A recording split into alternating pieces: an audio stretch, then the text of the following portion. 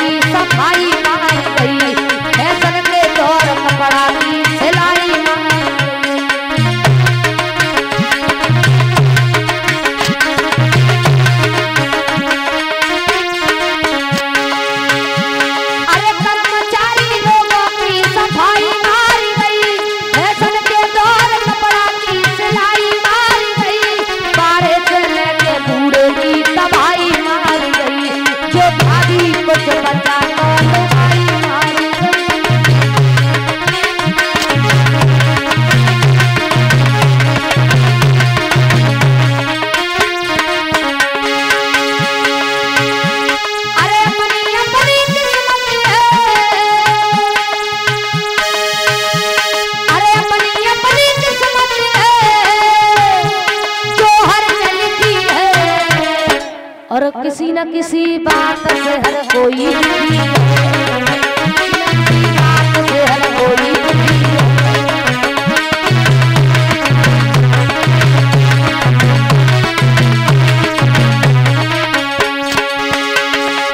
किसी न किसी बात से हर कोई दुखी है, किसी न किसी बात से हर कोई दुखी है।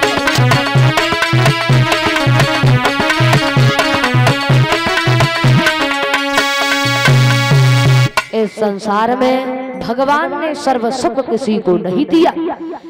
इधर महाराज सुनीति तो इसलिए दुखी है क्योंकि उनके घर में कोई संतान नहीं है। एक दिन उत्तानपाद को समझाया है कि महाराज हम आपसे एक बात कहना चाहते हैं। नेत्रों में आंसू बह रहे हैं तो उत्तानपाद समझाने लगे, अरे रानी काहे को बिना मतलब में इतना दुख कर रही हो, इतना कष्ट कर रही हो, क्योंकि ये तो भगवान की सब कृपा है। पुत्र लेना देना दे करके छीन लेना ये सब भगवान की कृपा हुआ करती है। और वैसे हमें तो भगवान ने सर्व सुख दिया है, किसी चीज की हमारे घर में कमी नहीं है और प्रजा भी हमारी सब प्रसन्न है। और रानी तुम ही इतना दुख क्यों कर रही हो? बोले महाराज हम आपसे एक बात कहना चाहते हैं, अगर आप हमारी बात को मान ले। बोले कहो। बोले महाराज अब आप जो है अपनी दूसरी शादी कर लो। बोले दूसरी शादी? बोले हाँ। क्या पागल हो गई हो? इसका मतलब है हमें तो ऐसा प्रतीत होता है कि तुम मेरे घर को उजाड़ना चाहती हो, बिगाड़ना चाहती हो, क्योंकि तुम्हें नहीं मालूम है रानी, अगर मैंने दूसरा विवाह कर लिया तो हमारे घर में केवल कष्टों के सिवा, दुखों के सिवा कभी खुशियां नहीं आएंगी। इस बात का आप ध्यान रखना। रानी सुनीति बार बार समझा रही है, महाराज एक पुत्र के लिए मैं हजारों दुख सहने के लिए तैयार हूँ, लेकिन महाराज आप अपनी दूसरी शादी कर लीजिए। तो उत्तानपाद समझा रहे, रानी तुम्हें नहीं मालूम है क्या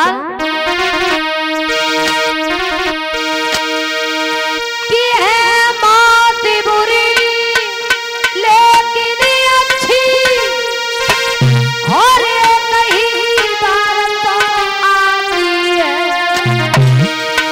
पर सौत मौत से बहुत बुरी छाती